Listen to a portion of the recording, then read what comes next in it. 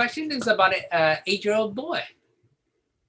Now, this child keeps on asking the same question about when it's going to be done and things like that. So they start to follow my advice and just ignore the child, or just say like, oh, I don't know, you just got to wait until it's over.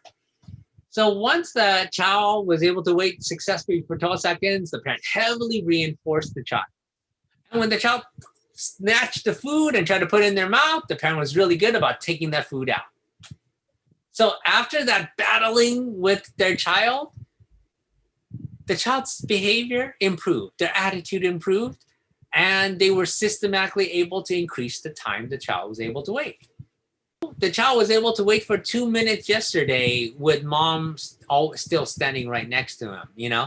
Now, good thing they were watching our one of our waiting videos, and in it, you know, there are a couple of things that we mentioned. You know, one is pretending that you're not really paying attention to the child. You're either like, oh, I'm reading something here, or I have my back turned to the child, or I'm a little bit away from the child, and the child's still able to resist the temptation of grabbing the item and eating it right then and there. And then the second thing that was recommended was systematically increasing the waiting time until they can wait up to 20 minutes or longer for the item. And so the parent really wants to know, like, okay, which step do I go with? Technically, you can choose either road and it'll be okay, right? Technically speaking. However, logistically speaking, meaning like, oh, practically on an everyday basis, you want to make sure that the child is flexible at a lower time frame, meaning like, oh, at 2 minutes, mom can be in a different room and I know I have to wait for that item and I'm not trying to get it, you know? And that's more practical. Why? Because what you don't want to do is, oh, you know what? I got the child to wait for 20 minutes, but I have to sit right next to the child the entire 20 minutes. Myself, I would build in as much flexibility as possible at the lower time frame. Don't worry about increasing the time until your child's really, really good about knowing like, okay, I gotta wait nicely, even if I don't see mom, and not grab the item, you know? Now, even when you leave the room, what I tend to do is you set up a little monitor or something there so you can see the child, so that even if I leave the room, if I see you snatch some food, I'm gonna run in and take it out of your mouth.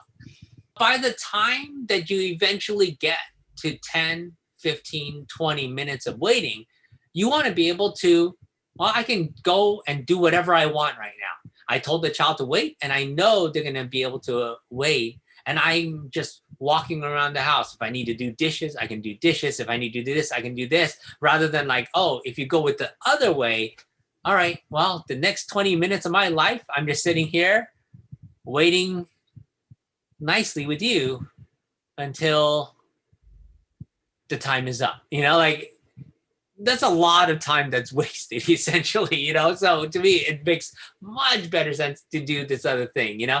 And on top of it, you know, you're starting to be around the time when it's almost time to give the child an activity to engage in while they wait, you know? So as long as they learn to wait nicely, like, oh, because you know, you don't want them completely bored for the entire 15 minutes. So you have to build in activities for them at the early, you know, part of it so that they can just stay engaged, you know. The biggest thing is make sure that the activity that you're having them engage in is not more enjoyable than the thing that they're waiting for. So when can this child start to wait for some things other than just food? Right now, if they're waiting at 2 minutes, and they're successful at it, you can go ahead and start introducing different things like activities or other things that they have to wait for, you know? So like, oh, the iPad, the smartphones, the Nintendo Switch, whatever it is that they really love, you can go ahead and start incorporating that in, and instead of just the food. The food is vital to me at the very beginning when you're waiting for like 2, 3, 5 seconds. Why? Because they need a lot of practice, and the small amount of foods that you're giving them, they're getting a lot of useful practice to learn to suppress their urges. You know, as you kind of get at that stage, if you use activities, the problem is like, well, sometimes to load an app on a tablet, it might take a good 15, 20 seconds. And then logging in to actually play the game might take a little bit longer than that. And then when they actually play the game, how long is that going to be? So then it ends up being like, well, how much can I actually practice this to be successful?